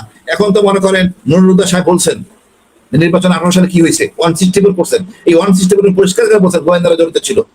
টান দিলে কিন্তু আপনি জেনারেল খুঁজে পাবেন না, আপনিতে মহাবিপদ। এই জন্য ইউএন থাকতে হবে। তারপরে আইজিপি উনি যদি বলেন, তাহলে অনেক বিপদ আছে। কোর কমিটিতে কারা ছিলেন, তারা কারা কারা আদেশ পাইছেন। তারপরে খায়রুল সাহেব এখন ধরা পড়ছেন। সুতরাং দায় এড়ানো খুব কষ্ট।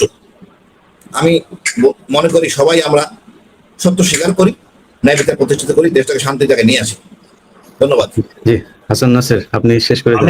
আমি একটু জাস্ট এই কতগুলো কথা আবার, আমরা সশস্ত্র বাহিনীকে প্রতিষ্ঠান হিসেবে, জাতির মেরুদণ্ড হিসেবে পুনঃপ্রতিষ্ঠা করতে হবে। কিন্তু আমরা এখনো দেখতেছি যে একটা গোষ্ঠী গত 16 বছরে ঢাকার বিভিন্ন জায়গায়, যেটা অলরেডি মেজর শাহিন বলছে এবং কর্নেল হাসিন ডান্স করেছে, এটা কিন্তু এটা বের করা খুব সহজ।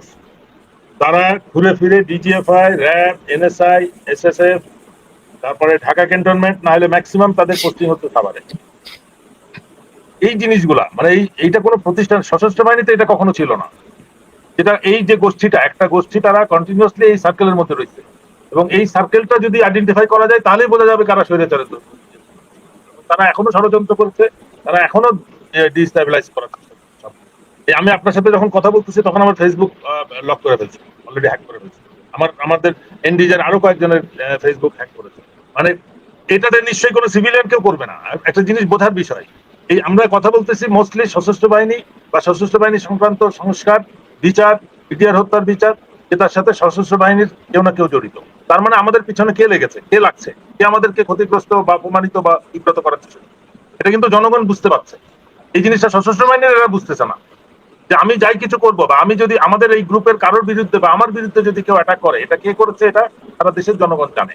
এবং এটা সত্য হলে তোমাদের কন্ট্রোলে সবকিছু আছে, তোমরা পুরো ফাইল বের করে, মানে ফাইন্যান্সিয়াল কিছু হলে তোমরা এনবিআর এ দাও, আইন শৃঙ্খলা বিষয়ে কিছু হলে তোমরা পুলিশকে দাও।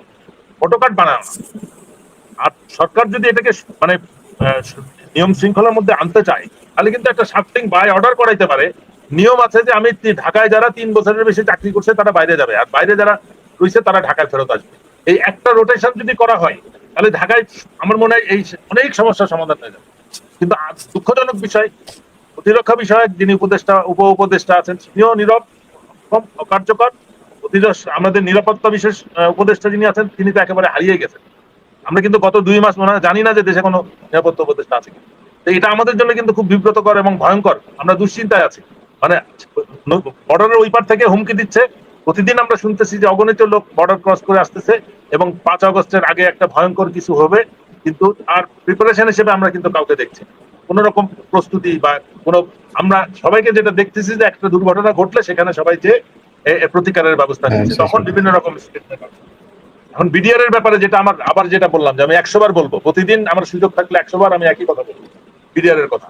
বিডিআর এর আমাকে একজন গণ্যমান্য ব্যক্তি প্রশ্ন করেছিলেন, বিডিআর এর তো বিচার হয়ে গেছে, আবার কি বিচারের সুযোগ আছে? অবশ্যই আছে। একটা বিডিআর এ যে কোনো সামরিক অফিসার যদি কোনো অপরাধ করে, তাকে বিডিআর এর ওয়ারেন্ট এ হোল্ডার হচ্ছে বিডিআর এর ডিসি, উনি বিচার করতে পারেন। বাট নরমালি উনি তার প্যারেন্ট ইয়েতে অর্গানাইজেশনে ফেরত পাঠায়, ওখানে তার কোর্ট মার্শাল হয়, তার অ্যাডমিনিস্ট্রেটিভ অর্ডার যেটাই হোক ওইখানে হয়। তাহলে বিডিআর বিদ্রোহের বিচার কেন হলো না, কোর্ট মার্শাল কেন হলো না, সেই এক্সিকিউশন তো এখনো করা যায়, সেটা তো এখনো।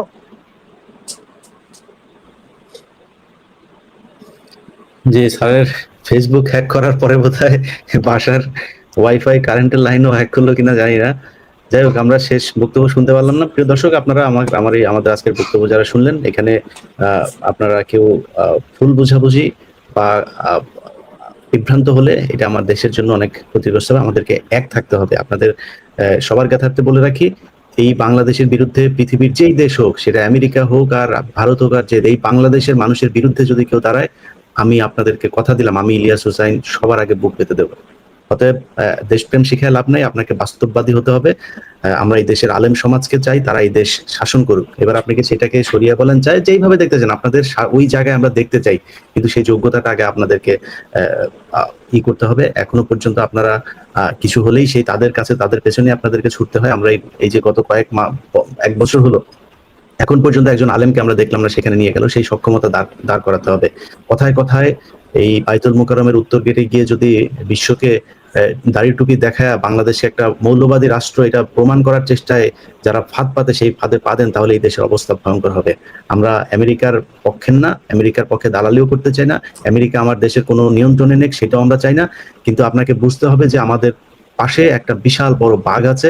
সেই বাঘের সাথে আমাদেরকে যদি লাগতে হয়, তাহলে আমাদের পাশে এমন একটা শক্তি দরকার, যে শক্তির কাছে আমরা আমাদের যেই শত্রু, তার মোকাবেলা করতে পারবো। তো এটাই, আমরা আস্তে আস্তে এই বিষয়গুলো নিয়ে আরো অনেক কথাবার্তা বলবো, আলাপ করবো। স্যার মনে হয় হেরিকেন জ্বালিয়ে বোধহয় এসছেন। হারিকেন জ্বালানোর অবস্থা। কিন্তু আমি কথাটা শেষ করতে চাচ্ছি। সেনাবাহিনী, সশস্ত্র বাহিনীর এই নিয়মটা ফেরত আনতে হবে যে 3 বছরের বেশি কেউ, মানে একটা হচ্ছে যে ঢাকা হচ্ছে একটা প্রিভিলেজড এরিয়া, এইখানে 3 বছর চাকরি করলে তাকে অবশ্যই অফ স্টেশনে যেতে হবে। শুধু যদি এই লিস্টটা সরকার আজকে চান যে সশস্ত্র বাহিনীর কারা গত 15 বছর কে কোথায় ছিল, ঢাকায় যারা এই মুহূর্তে আছে, তাদের লোকেশন বের করলে কিন্তু সশস্ত্র বাহিনীর কার্যক্রম অটোমেটিক সমাধান হয়ে যায়। আর আমি যেটা কোর্ট মার্শালের কথা বলছিলাম, যে কোর্ট মার্শালটা এখনো হয় নাই। যে ব্যাটালিয়ন গুলা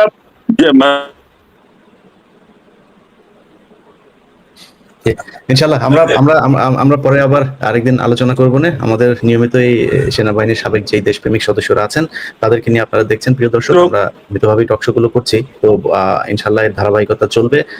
আমরা আসসালামু আলাইকুম প্রিয় দর্শক, দেশ কিংবা দেশের বাইরে যে যেখান থেকে বসে ভিডিওটি দেখছেন, সবাইকে অনেক অনেক ধন্যবাদ এবং ভালোবাসা জানাচ্ছি। প্রিয় দর্শক, আশা করি পুরো ভিডিওটি দেখেছেন এবং বুঝতে পেরেছেন বাংলাদেশের বর্তমান যে পরিস্থিতি, সেই পরিস্থিতি নিয়ে আলোচনা করা হয়েছে। বর্তমান বাংলাদেশের যে অবস্থা, সেই অবস্থা নিয়ে আলোচনা করা হয়েছে। আমরা সবসময়ই বাংলাদেশের যে আপডেট নিউজ, সেই নিউজগুলো আপনাদের দিয়ে থাকি।